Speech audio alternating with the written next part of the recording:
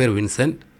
நான் இந்த படத்துக்கு எப்படி தெரிவானேன்னு சொன்னால், நான் நோர்வே நாட்டில் வந்து வாழ்ந்துட்டு வரேன். நான் ஒரு புலம்பெயர்ந்த தமிழன், இலங்கை தமிழன். So NTFF Norway Tamil film festival யதார்த்த சினிமாக்கான அவார்டு கொடுக்குற ஒரு NTFF. ஸோ அங்கே நான் ஒரு மெம்பர். 5 வருஷமாக வேலை செஞ்சிட்ருக்கிறேன். ஸோ மைனா படத்துக்கும் சாருக்கு சிறந்த விருது கிடைச்சிருந்துச்சி. ஸோ கும்கி படத்துக்கும் சார் வந்திருந்தார் பெஸ்ட்டு ஃபில்முக்கு. ஸோ அந்த டைமில் வந்து எல்லாருக்கும் நான் ஹெல்ப் பண்ணிகிட்ருப்பேன். எல்லா டைரக்டர்ஸுக்கு, ஆர்டிஸ்ட்டுக்கு எல்லாருக்கும் ஹெல்ப் பண்ணுவேன். சாப்பாடு அது இதெல்லாம் கூப்பிட்டு போகிறது, ஊர் சுற்றி காட்டுறதுலாம் நானும் ஒரு ஆள். ஸோ சாரோட மட்டும் தான் கொஞ்சம் கம்மியாக பேசுவேன். ஏன்னா சார் கொஞ்சம் சைலண்ட்டு.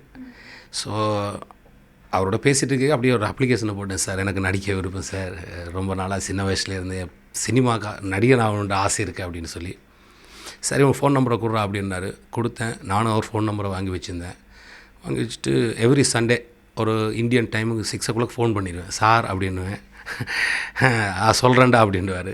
ஒரு சண்டேயும் சார் அப்படின்னுவேன். சொல்கிறேன் நான். ஒரு சண்டே இதே மாதிரி 6 மணிக்கு சார் அப்படின்னேன். டேய் கிளம்பி வந்துடுறா அப்படின்றாரு. எப்படி சார் ஒரு மாதம் லீவு போதுமான்னு. 6 மாதம் லீவ் உனக்கு எதிர்காலம் இருக்குது, கிளம்பி வந்துடு அப்படின்னாரு. கிளம்பி வந்தேன். நான் நினச்சேன் ஏதோ 1-2 சீனில் வந்து நடிக்க பண்ண போகிறாருன்னு. அப்புறம் பார்த்தா படம் முழுக்கலாம் ஹீரோட ஃப்ரெண்டாக நடிக்கிறதுக்கு நல்ல கேரக்டர். இது என்னோடய கனவு ஒட்டு மொத்தமாக நிறைவேறின படம்.